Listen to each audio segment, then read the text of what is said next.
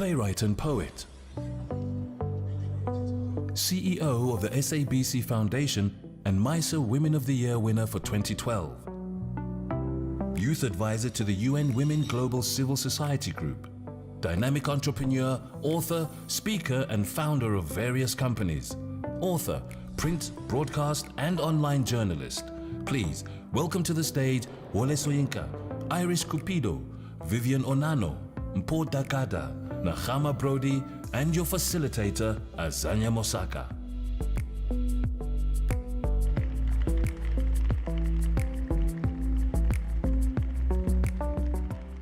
A round of applause, please, for my panelists. Any seat, sir? Any seat? Go ahead. Can you also just come and check? Hello. Welcome, everybody. Welcome. It's a pleasure to have all of you seated around the stage. And we're going to be having a master panel on a number of things. But it's important that we remember this question of curiosity and of knowledge. And I'll start with you, Professor.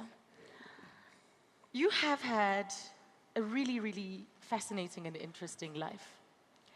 And I wanted to know from you what it took for you to take new leaps. There's so many occasions that I could cite where you took new leaps, particularly in the 60s, for instance, when you commandeered a radio station and changed the broadcast because you were unhappy about, or you wanted to disseminate a particular message, political message. And then even after that, subsequently being arrested, and you were, yes, the stage is rotating, and you were in solitary confinement. So taking new leaps, what does it take? Yes, you'll have to help me. I'm glad you're sitting here. I have an echo. Echo so as well. Could you, I missed part of the question. She says you're very smart and you've done amazing things with your life. You're Go, very Iris. handsome, that's what she said. And she wants to know some of your major career highlights. What would you say about people that want to take new leaps into the future? I thought so. I think that's why I didn't hear it. I found it very embarrassing. What do I have to say? I borrow from, shall we say, the wisdoms of other people sometimes when I'm confronted with that question, and it is just be yourself. It's the simplest, I find, and most accommodating, and at the same time most challenging kind of injunction one can give to the younger generation. At the same time, however, I said that I hope nobody in their right senses want to be like me. I think it's a very dangerous existence. But otherwise, in terms of being creative, productive in one's life, yes, just be yourself. Yes. Simple as that. But we look at it as heroics because you were instrumental, I guess, in ensuring that the country or your voice was heard and that the country started to head in the right direction. So it's seen as very, very heroic. And of course, we have to be advocates for a particular view that we stand for. But Iris, you sitting right there, I'm going to extend this to you as well. You have an incredible story. You are the CEO of the SABC Foundation. So the organization in itself does incredible work, but your own personal story is also marked with these incredible moments where you had to demonstrate that courage and be brave and take new leaps. I was interviewed earlier, and one of the questions was, how did you make the leap from street kid to CEO? And without question, there's two things. The first thing was the relentless pursuit of knowledge. Like, I was just one of those kids that were hungry. Whilst my stomach was hungry for food, and I would rummage for food, I would also rummage for newspapers or books or anything I could read or get my hands on that could broaden my thinking. And which is why I now work in sustainability and I work with the foundation, is because I want to make those avenues open for other young girls, for other street kids to know that no matter your journey, the future belongs to all of us who live in it. Yes. And the other key thing was mentorship. Without question, I have a speaker that's on tomorrow, Brody-Author. I had the privilege of working closely with him for 6 years, and I often say that working for Brunt or with Brunt felt like Harvard degree in leadership, because he personifies leadership, and he has opened doors for me as a young girl working with him that probably, my life would have gone in a different path had it not been for him. So mentorship, and one of the amazing young lady that asked the question just now, you got to be able to open doors for others. And that has been the secret to my success. Yes, Other but you've got to be hungry for what it is that you want, that dream or that life relentless, that you curious. You got to see it. You got to see yourself as more than your circumstances. Yes, wow. Mpho, you're new to the stage. How are you doing? I'm well, how are you? He's a young millionaire, by the way, using cryptocurrency, trading in Bitcoin, and going on to establish his own logistics company and a fast food restaurant. He is continuously thinking about how to grow his wealth. Thank you. Round of applause, please. And you're only, what, 23? How old are you now, 23? Yeah, 23. 23. So for you, as a young person, with this messaging, study, get a job, and so on, even in varsity, you were thinking about how you can take these massive leaps to get to this life that you want. That's very true. I think a lot of times people forget the days of small beginnings or humble beginnings. I often tell people that my first business was in first year, and it was a cleaning business. Yeah. And it was a literal exercise of going onto OLX, going onto Gumtree, looking for unemployed people and saying, well, what are the skills that you've got? And, to find out, okay, everybody can clean. Let's open a cleaning business. And it's just that logical way of thinking that I began that way. Obviously, with my own allowance, I bought some cleaning equipment, and I started a cleaning business. Not registered, not knowing what the future will be, but having the desire to say, I want to be an entrepreneur, I want to start something. And I mean, later on today, a whole lot of other companies have started from that seed.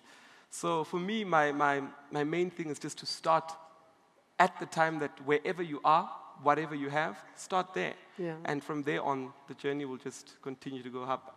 But there's surely things you have to leave behind, aren't there? Definitely, yeah. The cleaning business is not alive today. I have moved on from there. But there are things you have to leave behind. But about the person, About that? the person, about Yeah. you, are there things that you knew you had to almost discard and shed in order for you to propel or to move forward? That's very true, yeah. There were a lot of things that I did have to shed off. I mean, in varsity, being first year, there was a lot of stereotypes around owning a cleaning business. Amongst the peers, you're now in first year, and it's a norm that being in first year, you're going to university, you're starting up this new life. And, I was all about entrepreneurship, so I was starting a cleaning business. So it was a lot of, look, I need to prioritize as to what I want, the type of person I want to be.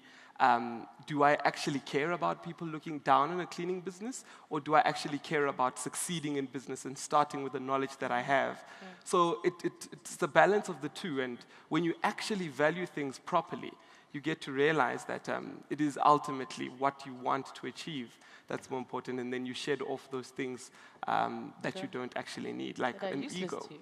If that extra baggage that's going to slow you down. Right. Now, this question of curiosity, Prof, I'm going to come back to you. Nechama, I also want your view on this because you had touched on it earlier as well. As a society, do we engage our natural curiosity enough? For instance, Prof, with your career, you were winning literary awards even in grammar school. So that curiosity seems to have been very well nurtured from a young age. This is in terms of intellectual curiosity. Yeah, right? yeah, from when you were at grammar school. Being Well, curious, wait while Iris intellectual, yeah. passes it on. Knowledge.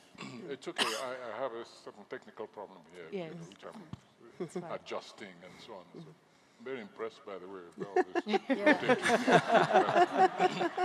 It doesn't solve my Distracts the mind. Yes, we're talking about. I think I was very fortunate. I was very fortunate in that. I think people, the adult world, give up on me very early. And so you could say that I was left to make my own discoveries.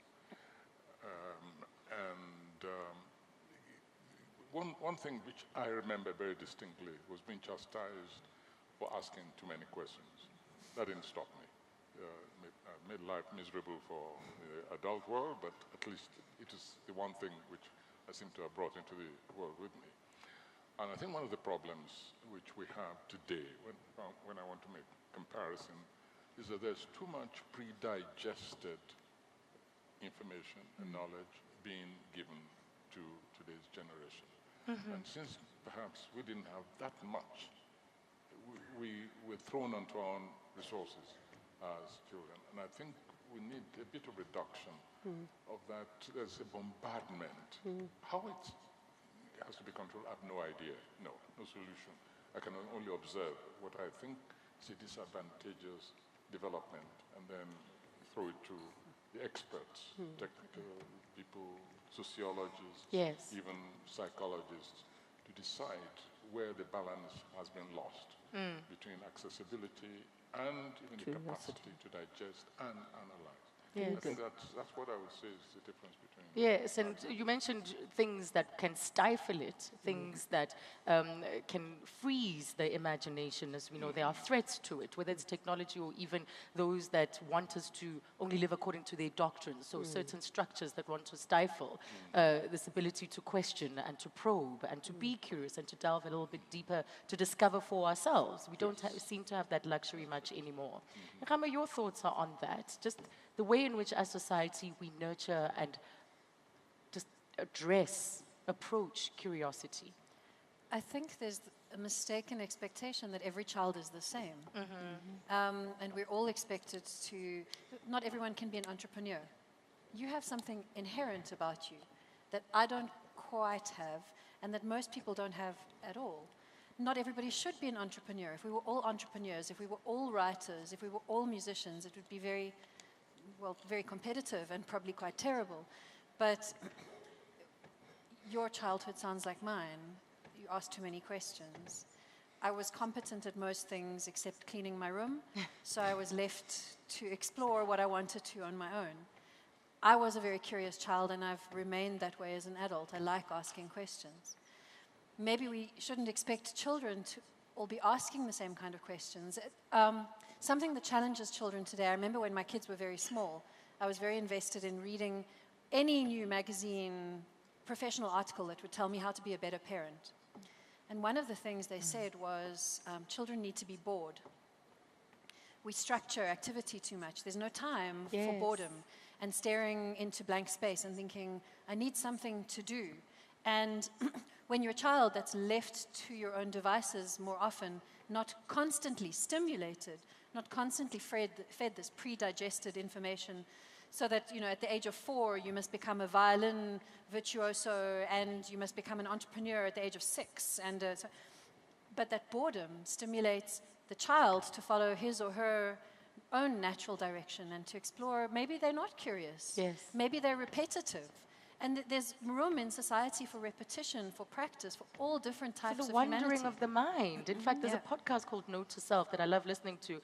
And the host of the show did a whole series and even wrote a book about boredom, the value of boredom.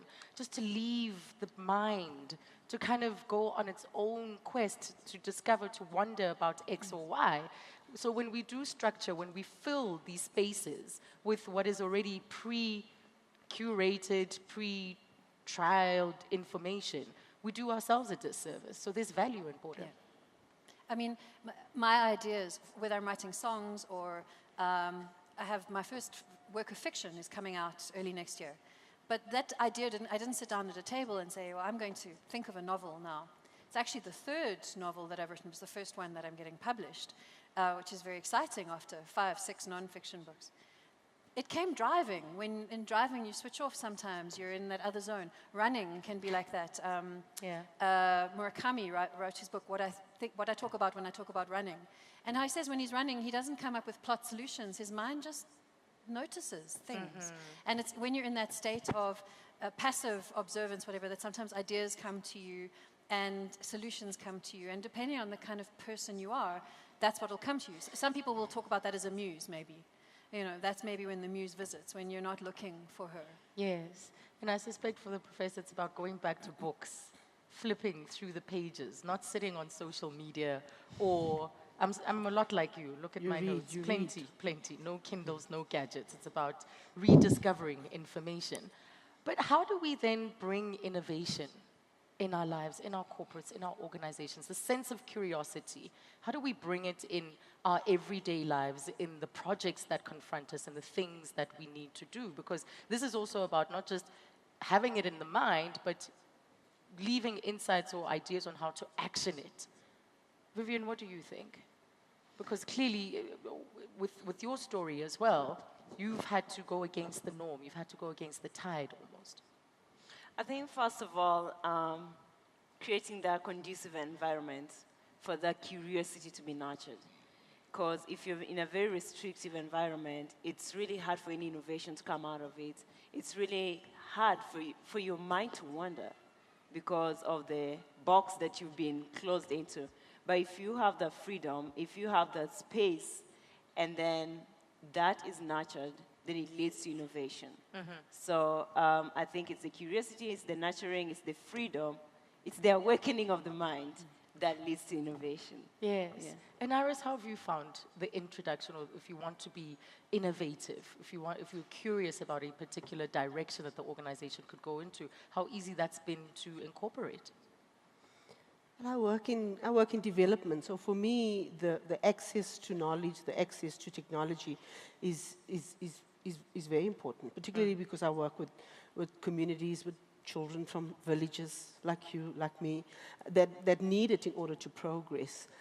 So being, the SABC, the foundation, allowing me to create, to take that and to create those spaces far outside the comforts of Johannesburg, where it's readily available, has been the greatest blessing. Because unless you are able to spread that knowledge and make it available to everybody, then progress won't happen, because progress is not limited to our CBDs.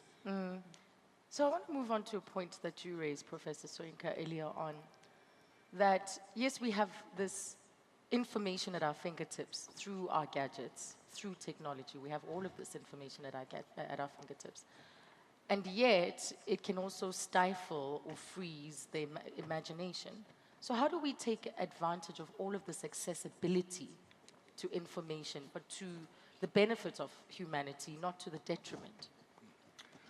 Let me, as we're speaking just now, an illustration to the sense of balance in this occurred to me. In fact, I think it came up in an interview I was doing earlier today.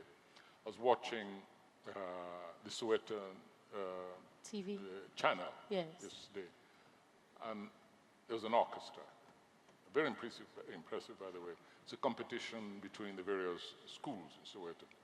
These school children, probably from ghettos, people who'd never even, for years back, their parents hadn't even had the opportunity of participating in an orchestra. And as we were speaking earlier, it just occurred to me that this might be the sort of perfect illustration. So there were these kids, some of them for the first time encountering the kind of musical instruments which we were using, the violin, the oboe, the cello, etc., and the piano. But they understand they have to work within certain modalities of the musical expression. Now, within that collective musical expression, and remember, this is novelty to many of them. They didn't really grow up with the kind of music we're talking about, but they absorb that information, that structured information, but each and every one of them understands and grows into their own individual interpretation, which the conductor recognizes maybe a unique and innovation somewhere and collaborates with them, but they understand that they're working within a certain culture, which you can say is the musical information they receive. But the interpretation ultimately belongs to them, with, of course, the checks and balances of what the rest of the choir, the orchestra requires, and what the conductor requires. I was watching very closely, in fact, I forgot to do what I was supposed to do, just because that's the first time I was actually watching student, all black orchestra, soloists performing, and watching the faces of the soloists, the individual performers, the concentration of faces, and I saw something really remarkable at work.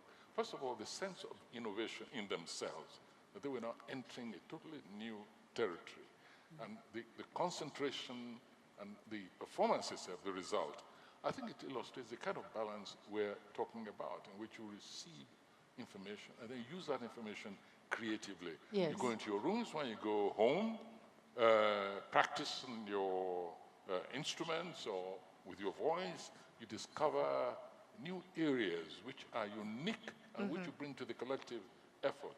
And I think perhaps, you know, yes, we were speaking, I thought, maybe this is the kind of metaphor we're looking for, about the balance between that kind of individual exploration, recreation, producing a totally new entity, which, however, corresponds to what others are bringing into that format. I think maybe that what I can offer spontaneously Yes, into yes. this discussion. What do you think of that, Nechama? Just how we can use this accessibility to technology for the benefit of humanity and to do away with some of the dangers that it poses?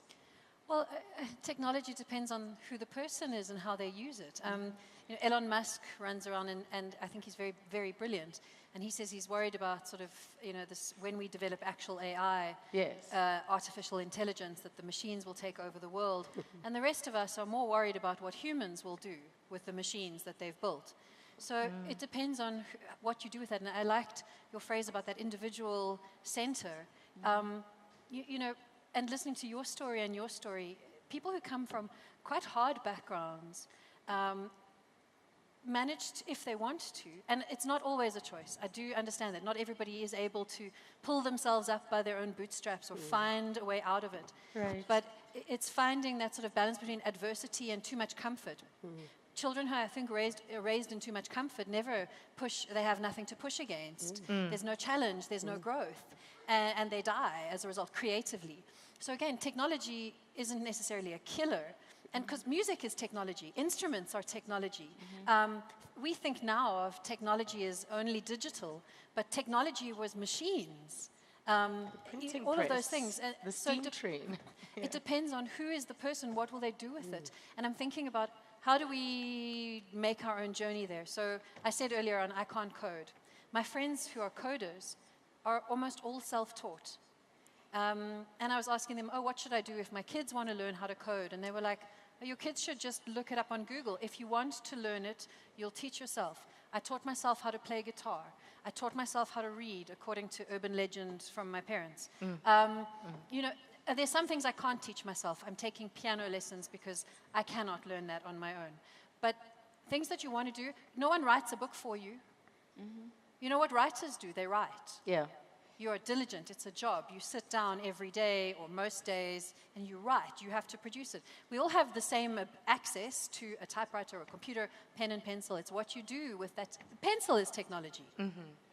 It's what you do with it. So maybe let's worry less about that technology itself and encourage that center of that individual excellence. If we give children, especially, that technology and give them skills and then the freedom of expression, that's when amazing things can emerge. A little bit of Yes, it's quite a sorry. recipe. I wanted to pick something up from what you said, telling our own story, our own narrative, and so on. And the musical direction also applies. Sooner or later, as the child, the pupil, becomes master of that technology, you know, we call it the musical technology, we begin to ask, what's happened to my own traditional music? And why cannot we transform it into something even more universal, you know, more accessible to those who don't even come within that culture? That's where curiosity begins. What do I do even with my own material? And before you know where we are, they're doing their own compositions and they're doing their own innovations, musical technologies, musical variations, and so on and so forth. that is where it all begins, I think. Yes. There's an interesting word that you used about mastery, because this really centers around how can we as a society and as leaders and as individuals take that leap of that intellectual braveness, that braveness to better our businesses and ourselves and our communities overall. But this question of mastery, we are now saying, do whatever you want, explore all your interests. How important is it to you, Mpho, especially now that you have entered a space that is a fairly new space? Cryptocurrency is a very, very new space. And you spent time, you discovered it because someone, a lady asked you about how to invest money in it, and that's where your curiosity was piqued. You went on to explore further and discovered how you can go on to create wealth out of it. But do you think that mastery in any field or in anything that you're interested in is still valuable, that it's still important? I think it still very much is important, especially amongst the youth. We find a lot that amongst the youth these days, everybody wants to sort of become an overnight success. Everybody sort of wants to do things very quickly. And yes, there are some people who do them very quickly, and there are some people that does work for.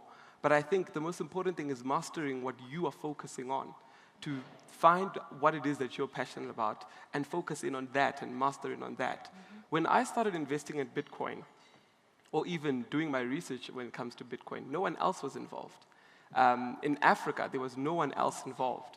I was one of the first guys that went onto blogs to say, is anybody speaking about Bitcoin? And no one was speaking about it. But because the passion was there, I didn't look around. I decided, let me master this, because I believed in the technology and I believed in what it did. And now today that one Bitcoin is now worth over $100,000, everybody is now interested. But nobody was there when the mastering was happening. So I truly believe that each person, according to what you are doing or what you are passionate about, master that, because in due time but you it means find being brave, isn't it? you need to be brave. There wasn't a big crowd around it. In fact, so the you're crowd- isolated, it's lonely. In fact, the crowd at the time was saying, well, this thing is a fraud. Why would anyone buy into this thing? What sustains it? How is it created? Those were the questions that the crowd was giving. But because I chose to master in on that and to focus in on that, my thing was, let me buy, let me invest, let me research what's actually going on behind it. Yes. So I think it's important for each person to spend time mastering. And it's in that mastering that innovation happens. I mean, many people today speak of Bitcoin alone, but there are over 1,000 coins. There's an Africa coin. There's a coin created by a guy here in South Africa called Vinny. It's called Civic Coin.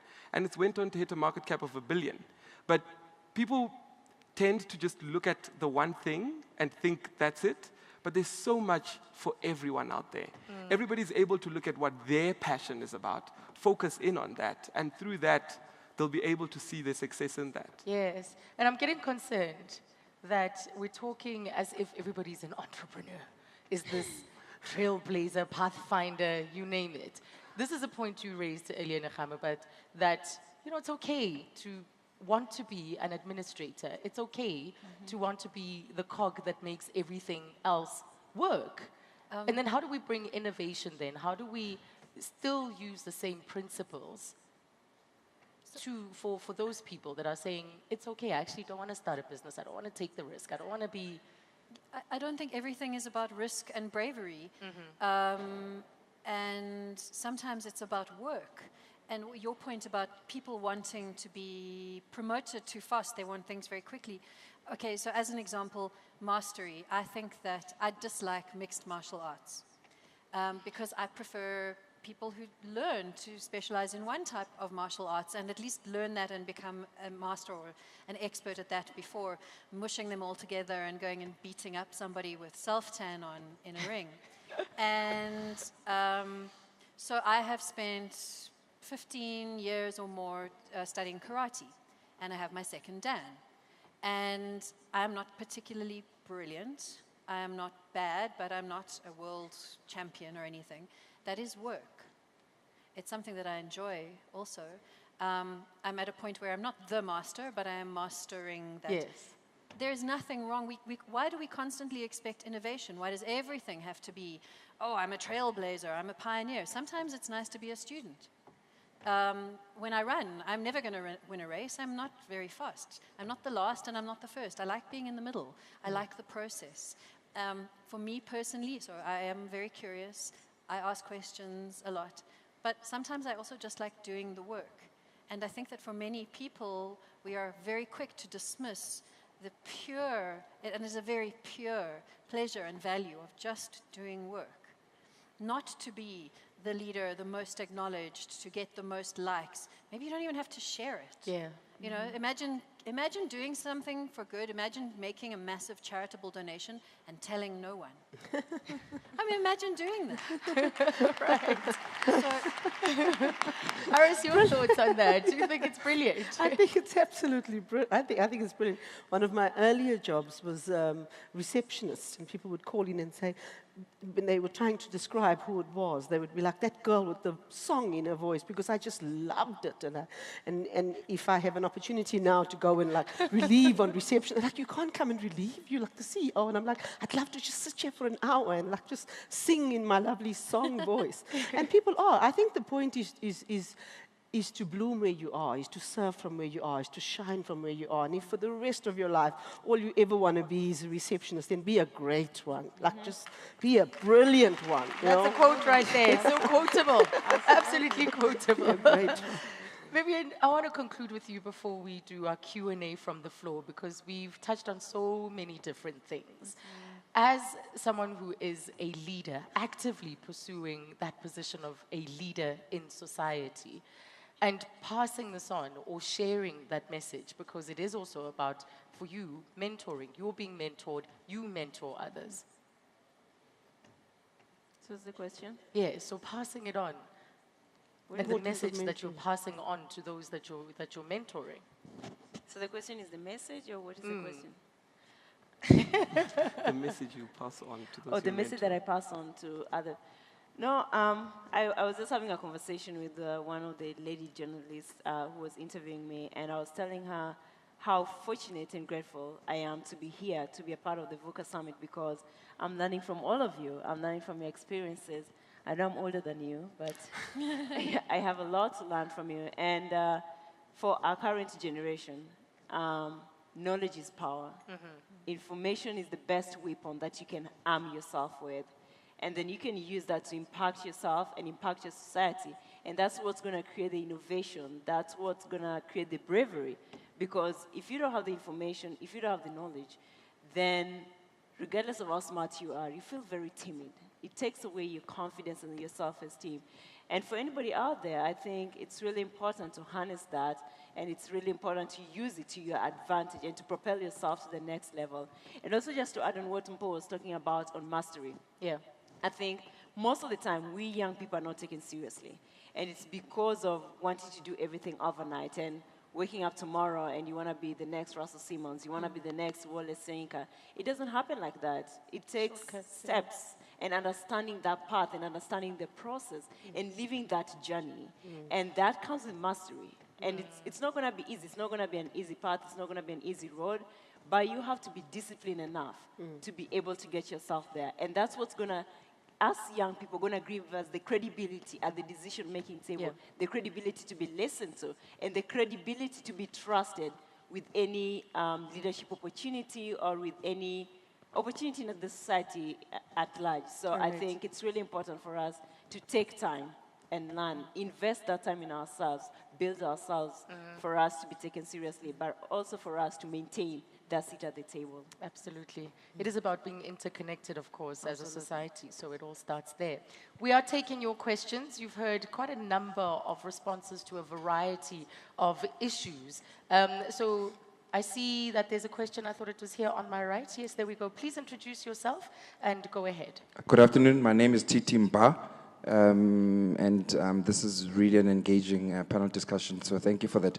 This question is posed to anyone who cares to actually answer. It's a simple question.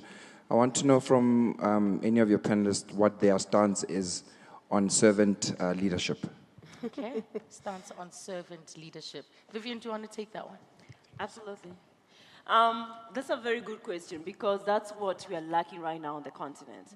And the issues that we are grappling with, it's because of greed, it's because of corruption, but that's because we don't have that servant leadership instilled in us. A lot of self-interest, right? Exactly, and it comes also with the act of giving.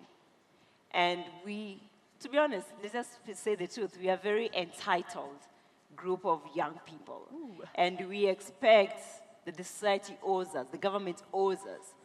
And with that, takes away the spirit of instilling servant leadership and knowing that you can just go out and serve in the community and be for the good of the people that you're leading.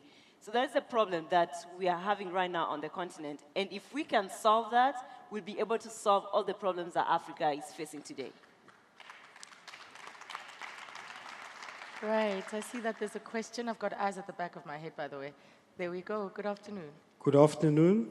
My name is Charlie Peterson. I'm the author of a book, Growing Up Without a Father, Are We a Fatherless Nation? Yeah. So Vivian, when you touch, you're only talking about your mother. Kimberly also mentioned about my mother, my daughter. Where are the fathers? Sure. So what I picked up during my research in my book is that if you look at 62% of the births of children now are only carrying one name on the birth certificate, and that's the name of the mother. The fathers are not there. And my question is that if one look at the root of most problems, it stems from the lack of fathers. So my plea is that we need to get the fathers back to their rightful position. And my other one now, to the authors, I'm also an author. We're struggling as black authors to publish our books, to get our books on the market, because there's no resources. There's a lot of youngsters that wants to write books, but the resources are not there. And as South Africans, guys, we are not reading books. You are not helping us, so we can write and write, but you're not reading. Thank you. Thank you very much for that. And I guess writing our own books or writing our own narratives goes a long way in disrupting those patterns of knowledge and how knowledge has evolved, or beginning to allow it to evolve in a new way if more of us are contributing. What do you think of that question, Professor? The knowledge, very precise, the knowledge of power. About writing, about our own narrative. About our narrative, the narrative of our stories, yeah. Well, power is getting very complicated. Mm-hmm. There's, first of all, the creative person. Let's understand that whether you're talking about science, technology, the creative mind is already empowered. There's a kind of power there which is untouchable, either by state power or whatever, depending on circumstances. There's a very sinister power which is contrary, is absolutely against creativity, simply because both sides are looking towards some kind of expression which requires the transformation of society. On the one side, there's power which wants to turn the community, the society, the nation into sort of docile receptacles. Opposing that is a creative kind of power which all people, whether they're from the sciences or the humanities, must hang on to, because that's the very meaning of their existence. And for me, it goes even further. This is the very meaning of the existence of humanity. This is a condition, the human condition itself, to be creative. Otherwise, we're just vegetables. So let's accept that it's a struggle between the different conceptions of power, who exerts it, and on behalf of what cause. And we have to choose what side we're on. I think some of us intuitively discern this from childhood, maybe because of the circumstances in which we're thrown. I was thrown into circumstances which involved even a contest against a feudal structure, women's power, and so I've narrated it in my biography, You Must Set Forth at Dawn, which actually witnessed and participated in the movement of the women against onerous and unjust taxation, marginalization. It all began, I saw it all, I witnessed it all, I was part of it. So sometimes when people talk about feminism, I don't understand what they're talking about because I grew up, if you like. Let's put it this, not feminist power, but egalitarian power. And that's why I keep insisting that some of us we're very fortunate that we made our choices earlier. And today, I always insist categorically that outside ideology, whether of the secular or the theocratic kind, the struggle is really against power. And power can be internal, can be self-fulfilling, with absolutely no territorial ambitions.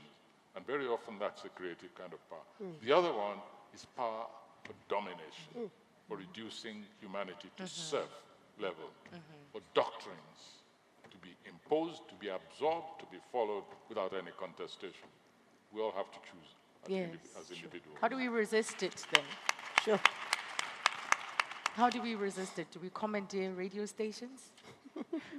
Sorry, How do you resist the need for how do I sustain it? how do you resist the need for power, for ego, for self? I don't have an answer to that. I just say that maybe some of us ate different things from other people when nobody was looking. And so some of us go one way and the others go the other way. think I it's have no inherent. explanation, but we have to accept Yes. what we are temperamentally. And what in mature life we have discerned as choices.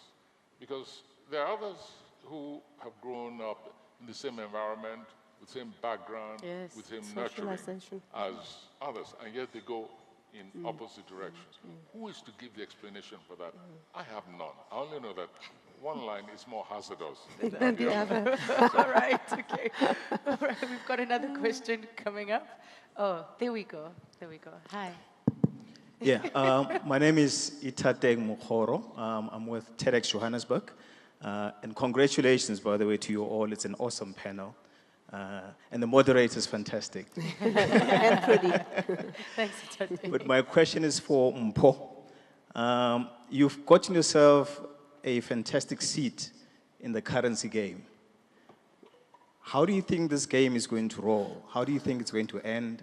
And what role do you think the African continent will play in it? It's a very interesting question because I was recently engaging an exchange in Zimbabwe and what's currently going on in that specific country. But just to give a short summary, you're finding a situation where in Zimbabwe, Bitcoin is now being used as currency. People are now taking Bitcoin and not the other currencies. People are saying, okay, cool, we don't have dollars. Let's create a Bitcoin society where we're using Bitcoin. And when I got involved in that conversation, we were speaking about people saying, well, how do we get Bitcoin into a country where I don't want to sound political or get political, but where the economy seems not to be moving forward. Right. And the guys came up with a solution to say, actually, Bitcoin is a solution. So there are petrol stations in Zimbabwe that take Bitcoin. There are exchanges in Zimbabwe that use Bitcoin. People are using it as a currency there. Whereas when all seems to have failed, Bitcoin comes in a solution. And I was saying to somebody that how great would it be if someone in Zimbabwe would create a Zimbabwean Bitcoin? You know? So that's where I see the currency game going. I shy away from I mean, it's great. You make a lot of money. That's good, right? But I shy away from that conversation concerning Bitcoin. I like to engage it as a solution to the problems that we have. That in a country where people are losing their pensions, where money has become nothing, what then is the solution? Do they suffer? You know, where does Bitcoin come from? So that's where I see Bitcoin going. That's the future of Bitcoin going. I was engaging another guy who is creating something called the Mandela coin. It's not out yet. They've just released a brief. But the point of that coin is to donate, you know, and it's a virtual coin. So that's the conversation where I see the currency coin game going. But in terms of also just picking up on the value, I do see value increasing. Because I think as we do have more turmoil, like in Venezuela, where they've got a situation where politically it's turmoil, people want to put their hard-earned money or the assets that they have in a system that won't be governed by an individual doing something wrong. And they now need to lose what they've worked hard for because of that individual. And cryptocurrency gives you that solution. And if you look at the solution properly, you'll realize that it's here forever. It's definitely going to stay, and it's already proven itself over time. So that's my position to say that the future of cryptocurrency is it innovating and becoming better and solving issues. And my stance on Africa is that it needs to solve African issues in an African way, where me and you, who are working together, who are bartering together, affect the value of our work, and not a president who has decided that he's clinging on to power for 50 years. Wow. Wow. So to answer you, Tati, it's not going anywhere anytime soon. And it's outside those established systems. Yeah. Probably that's what makes it very attractive for a lot of people. There's another question. Hello. Hello, hello. My name is Abueng Jr. Yeah. I would like to preface my question by just telling a short story about who I am and where I'm from. So I'm a descendant of San people. My grandfather used to tell a story about how they would go for sometimes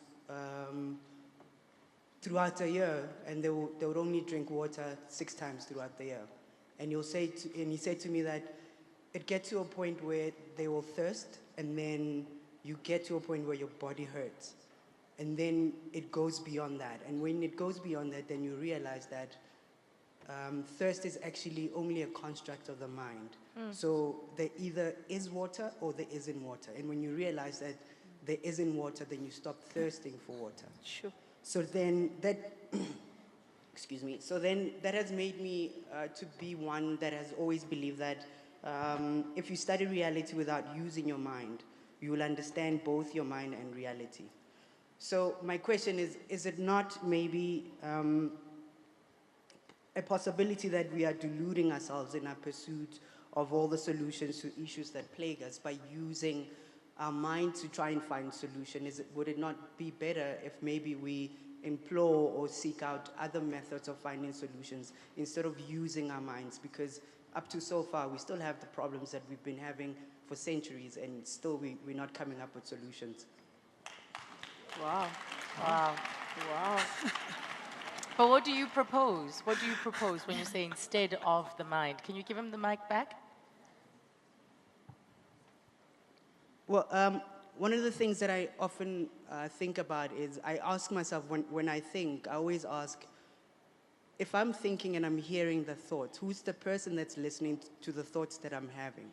So then that shows me that the mind is a separate thing from who I am. Therefore, I am not the mind. So if then I can, if maybe, this is just, I don't know, like a fantasy or I don't know what to call it, but like if maybe more people can be able to realize that we are not our minds, but we are what controls our minds. Maybe, if we start there, maybe then that's where the solution can come from. You probably need to go do neuroscience and psychology because you are really throwing such an interesting issue that, does anybody have an answer, a response for him? When I spoke earlier about systems of knowledge, it's those systems of knowledge that often define for us how we think of ourselves, whether or not we think of the mind and body as the same. I had a discussion earlier with somebody about religion. Your interpretation of religion or faith is not necessarily the same as another person's religion or faith, or even their understanding of the word. So if your experience is that you feel a distinction, a separateness between the mind and the person listening to the mind, you can explore that. And there are sometimes it's helpful to use systems that exist because other people have gone through similar experiences. You can learn from received wisdom. Sometimes you'll feel like you are the first person to ever feel that way. I mean, how many of us, no one has ever understood the trauma of heartbreak like me.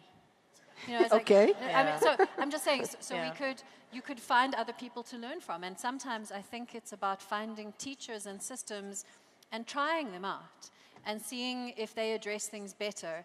And as you learn more, if you discover a need in the future to develop a new system, maybe that modifies existing ones or incorporates or is a completely new system, but that has to also come from a place of age, experience, wisdom.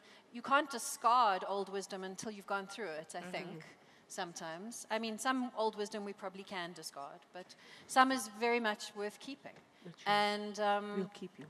So, you know, I think there's lots of ways to sort of approach that philosophy, where explore what other people have to teach. There is, in this universe of humans that exists on this planet, almost certainly somebody has raised that question before. Find those people. Wow. There you go.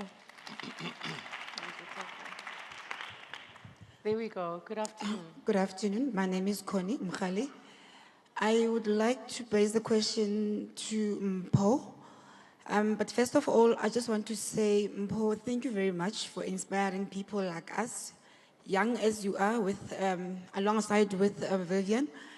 I never thought some people are like real. I mean, at your age, doing what you are doing. Thank you very much for inspiring me.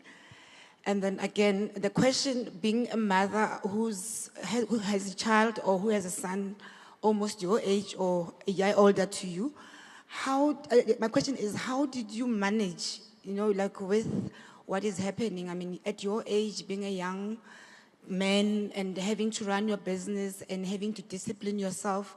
I mean, there's alcohol, there's going around doing all sorts of things, and then there's also these killings, human abuses. There's a lot of things that can actually disrupt you from doing what you are doing. And again, I mean, there's a lot of peer pressure, challenges that a lot of youngsters are facing. So now, my question is, how did you manage as a young man? Who helped you to discipline yourself, or how did you discipline yourself? Did you get any mentors? All right. That's just a question for me. Thank you, Connie. I've always, I think one thing that worked to my advantage is that if you look at my friend circle, and you just look at the type of people that I'm friends with, some of them are 40, some of them are 30, some of them are 50. And I think I always say the biggest secret is that when I was growing up, it was about sitting amongst my uncles while they were drinking and hearing what they would say. And those things sort of framed certain mentalities, that when a man is 35, he's now thinking about his inheritance for his children. But why wasn't he thinking about this when he was 20? Because I'm exposed to that. Whereas you find a normal 20-year-old who thinks, well, who wants to hang around old people, is thinking, whatever. Where I'd sit with my mom, and my mom would say, okay, cool, she's got a stockfell at home and whatever's coming. And as these women come to the stockfell, the most important thing is I need to pay up so that if a funeral happens, I've got enough money. And I'm now thinking, so this whole life it's those frameworks that you get from the older generation, from sitting around, and that's why I'm quite happy to see quite a few young people around, listening to the older people. It's those frameworks that you begin to pick up, so there's actually more to it. There's this. Whereas amongst the young person, the perspective is very short. The same as my perspective was very short. But it took me opening myself up to those spaces. And it's not even sitting there. It's about listening to older people when they speak. A lot of young people would say, Professor's boring. The way he speaks is very boring. He's not charismatic. He's not energetic. They would perceive him to be like that. But when you listen to the content of what he's saying, you get so much wisdom from there. So that's been my secret, to say, looking at the older generation and saying, what are they saying? And taking that and bringing it to my narrative and saying, how can I prepare? What advice can I take from there? And yeah. Wonderful. There we go. Hello. Where are we?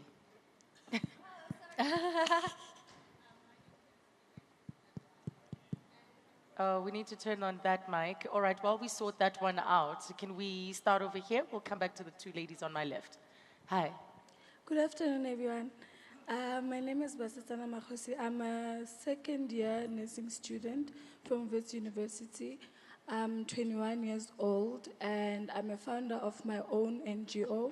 So I thought I wasn't going to speak, but then since I realized that there's someone who's as young as me, and she was questioning with regards to mentorship and everything, so I thought it would be injustice for me not to maybe answer or give clarity when it comes to mentorship, that when it comes to you getting a mentor, I feel like you just have to start, and I'm glad that one of my mentors is here, Tato Choma. She's the one who always told me, because I would go to her, I want to do that. And she's like, Basi, you cannot sell an idea to a mentor. You need to come up with, this is what I want to do, so that they can be able to help. Most of us, we find that the mentor and mentee relationship ends up not working because of the fact that we don't understand our role as mentees and their role as mentors. We feel like they have to give us something so that we can do something. But it's more of you going to them with an idea that this is what I want to do, and them giving you advice on how to go about it, or linking you up to people that can be able to assist you. Because most of the time, that's what I found. Like even with me, when I started with my foundation, I would just, even registering my foundation, I just registered my foundation, I'm like, okay, this is what I want to do, but I didn't really have an idea. So I went to this mentor of mine, and then I was like, okay, so this is what, and it's like, so what am I supposed to do? And at that particular point, you feel the gap now, you're like, oh, so I'm trying to reach out, and they're not helping me. But it's essentially, it's not your mentor not helping you, but it's because you do not have anything, so they do not have anything to assist you with. So you just need to start, plan, do everything, and then go to your mentor or go to someone. I've submitted, I don't know how many business proposals and everything to different people. And some people will open doors for you, some people will give advice, but you just need to start. Thank you for that. Iris, your comment on that? Because that can complicate the relationship where people start to feel that they're not getting value out of the mentor-mentee relationship, whereas maybe expectations are just so different. It leads back to leadership. Leaders bring out the best in us and make us better. Their job is not to make us leaders necessarily, but to find that thing within you and extract it. And I think what you said is amazing, because I mentor a lot of young girls particularly, and oftentimes they come to you because you've made a success of yourself. They want you to make a success of them, and that's not how it works. How it works is that you need to know that you can be successful, and somebody who's already walked that path can learn from you. And the good thing about mentees and mentors as well is to fully understand that whilst I'm teaching you stuff, I'm learning from you.